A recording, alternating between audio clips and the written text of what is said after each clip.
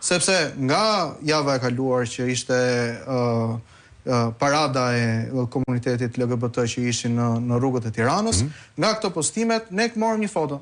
Dhe nga kjo foto që postuam ishte Albana Koçiu, ambasadori Gonzato dhe një person që për të thënë vërtetën është dhe përfitues i skemave të strehimit social nga Bashkia e Tiranës. Në background ishin dy vajzat vogla, që fotoja ishte postuar vetë nga Albana Koçiu dhe ne disponojmë screenshotet për këtë. Ne e postuam si foto duke i bërë share dhe tham, pastori tha, projekti i rilindjes për Shqipërinë, pra duke shkuar nëpërmjet transgjinorëve Bashkimi Evropian. Nga krau tjetër unë thash, ç'pun kemi ne me ta, po me fëmijët shpatën. Sepse në fund fare ne respektojmë. Ju kanë sulmuar për atë foto që publikoi Albana Koçiu?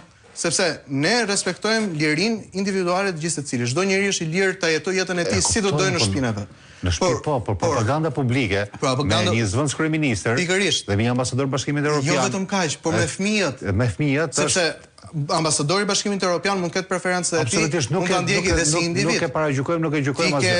Ke zëvendës kryeministin që shkon dhe mban një qendrim politik për treguar mbështetje. Ke dhe zëvendës ministre shëndetësisë zonja Majko që ishte në foto aty në kraj, që ajo nuk mori vëmendje. 28 organizata bën publik dhe bën një tip denoncimi, dënimi online ndaj meje dhe babait tim, sepse ne që kemi treguar diskriminuese, kemi nxjerr foton me fytyrat e fëmijëve, ndërkohë që është foto e marrë nga faqja e zëvendës ministres. Vazhdoi propaganda dhe vazhdon fushatët mediatike linçuese ndaj familjes tonë. Vetëm dje na erdhi letra nga gjykata. Letra nga gjykata që thirrem unë dhe babai im, sepse këto dy... E keni patur sot gjyqin? Sot ishte gjyqi. Sepse këto dy, dy gratë, të cilat gratë lesbike që u martuan dhe u bë ceremonia te Terraza Bashkisë, doli që njëra prej tyre që nga prindi dy fëmijëve.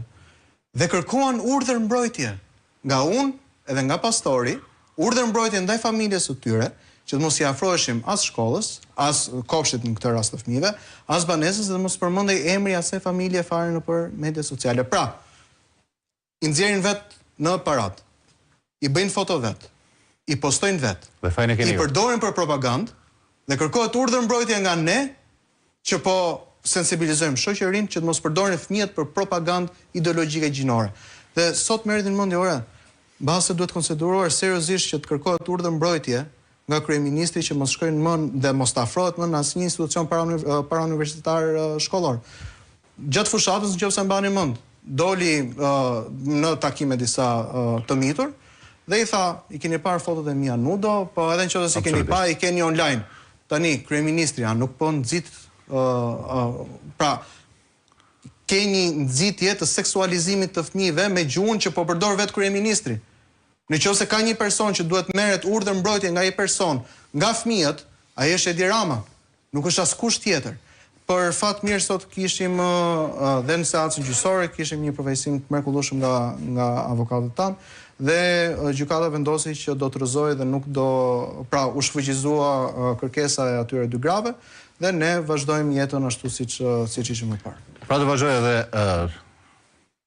betejë ligjore. Jo, betejën ligjore ne e fituam sot. Për lëvizjen walk, jo për rastin. Pa diskutim që po. Nuk ndalon vetëm këtu, ne gjithashtu kemi thirrur një protestë ditën e hënë në orën 18:00 nga sheshi Skënderbej dhe do të jetë një marshim paqësor drejt Ministrisë Antishëndetit që quhet tashmë, që nuk bën asnjë gjë tjetër përveç se lë të smurët me kancer pa ilaçe, lë persona që kanë nevojë të bëjnë analizat e tyre nga data 20 pa trajtim dhe pa analiza. Dhe nga krau tjetër mendon se si ne do të gjenderizojmë fëmijët e të nisim terapitë hormonale për fëmijët. Pano, faleminderit që ishim në këtë bisedë. Faleminderit ju.